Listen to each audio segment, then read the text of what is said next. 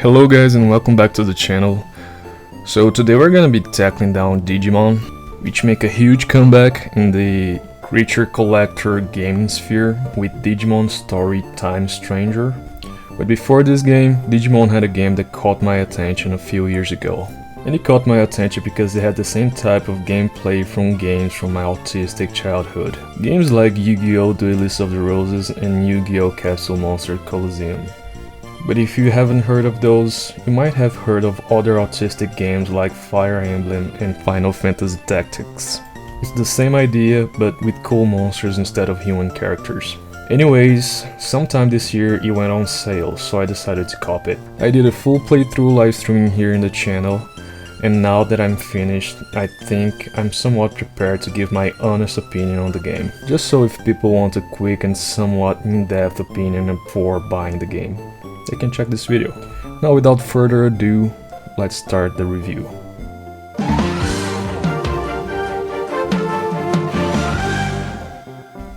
Here's where the game will either win or lose you, because it has two whole different gameplay genres meshed into a weird little game. But I'd say it is first a visual novel and second a turn-based tactical RPG. And as much as I think that the visual novel's aspects can help enhance storytelling in the game and the whole game experience in general, even though this is technically my first visual novel, they kinda did the opposite. They tried to enhance the visual novel aspect of the game with a bit of RPG gameplay. And I don't know about you guys, but when I'm playing creature collectors, especially a Digimon game, I would expect to be more RPG leaning. Although I gotta say, this story would make a fine anime or OVA.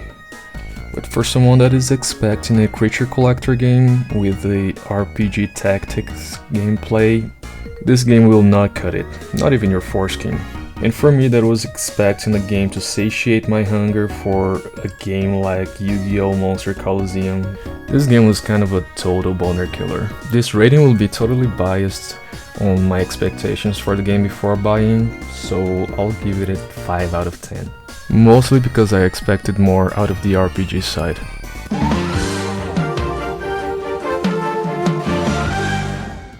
I mean, it's Digimon, I don't really have much to say about it. It starts with cute little monsters, and they evolve into cool ass monsters, and then the final stage is usually, God forbid for what I'm about to say, but they are usually a hot furry-like creature that you would definitely clap, depending on your orientation, sexually speaking. And they do that for no reason whatsoever. 9 out of 10. Because of monsters like the T-Rex with Trike's skull on their head, not because of the weird hot people.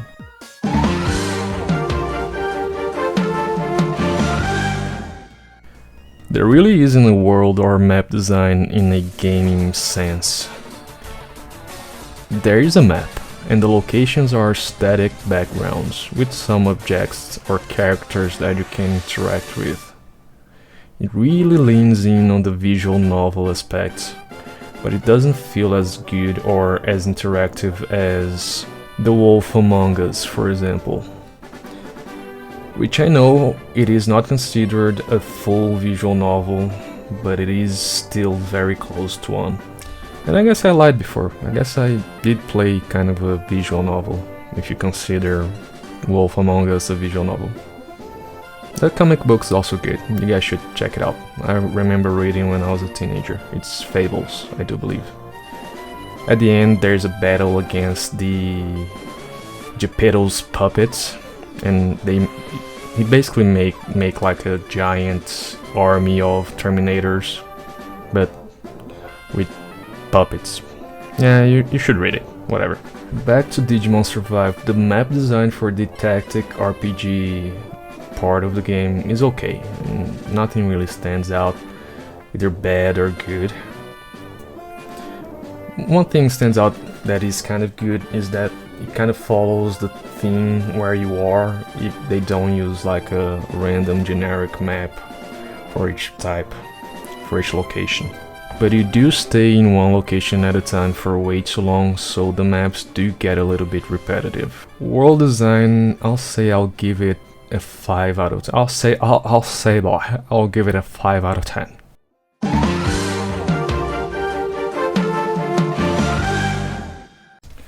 Well, the story is actually pretty good for a creature collector, which is kind of un-unicorn in the genre. Even though the characters are supposed to be kids, it tackles deep topics like depression, social pressure, expectations, family problems, anxiety, death, betrayal, and even much more in a very adult and deep manner. However, even though I welcome the idea of creating a game with a cool story like this, I feel like it got a bit leashed because it was a Digimon game and not a new IP. And the authors did use some tropes, like the reason why Digimon are the Kemonogami, that's how they call Digimon in the game, exists is because real people believe they exist, and if people stop believing, they lose their power or their vitality, and that's why they exist. That's the explanation, which is a common trope in fantasy.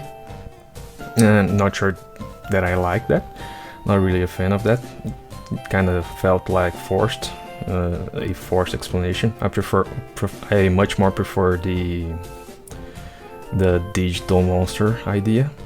They also use some other tropes that may feel a bit repetitive. That is common to the creature collector story tropes, like loving your Digimon will always make them stronger, or make them tankier and make them survive or evolve or something like that.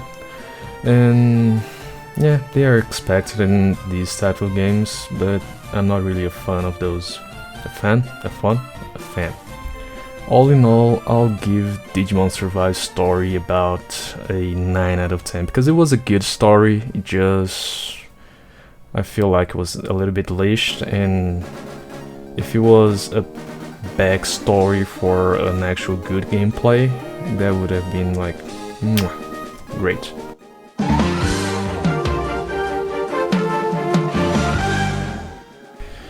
Okay, this one I'll keep it short, since this game was more of a visual novel than a RPG. The devs didn't have to balance a lot, but what existed was actually fairly balanced. It wasn't hard, not really too easy, but it still was kind of easy. And that's the reason I'm gonna give it a 6 out of 10.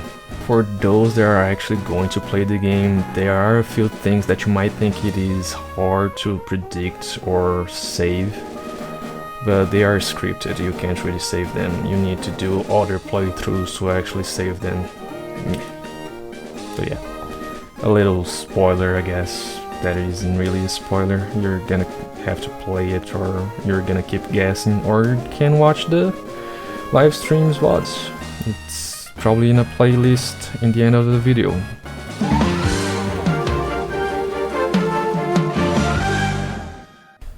Music actually played an important role in the story, and even though there wasn't a high variety of it, the ones that were in the game were pretty good.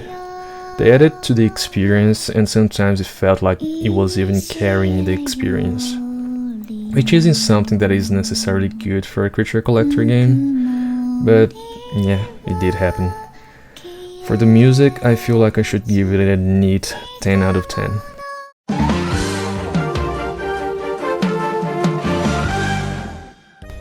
Okay, the final score is 7.3 out of 10, which I'll round down to 7 out of 10, because I really expected more out of a creature collector game. You know, if you enjoy visual novels and Digimon, and just a little bit of tactical RPG, then the game is for you. But if you don't like visual novels and expect to really milk the RPG's aspect of the game, I'd suggest you to save your money and go play Fire Emblem, Final Fantasy Tactics, Yu-Gi-Oh! Duelist of the Roses, Yu-Gi-Oh! Capsule Monsters,